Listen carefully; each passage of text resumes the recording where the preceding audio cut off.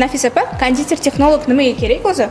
Keling, buni oddiy misolda tushuntiraman. Tasavvur qiling, siz mashina haydashni o'rganmoqchisiz. Bir odam internetdan video ko'rib o'zi o'rganadi. Ikkinchi odam esa tajribali haydovchi bilan o'rganadi. Ikkalasi ham mashina haydashni o'rganishi mumkin. Lekin tajribali haydovchi bilan o'rgangan odam kamroq xato qiladi. Vaqtini tejaydi va natijaga tezroq erishadi. Konditerlikda ham xuddi shunday.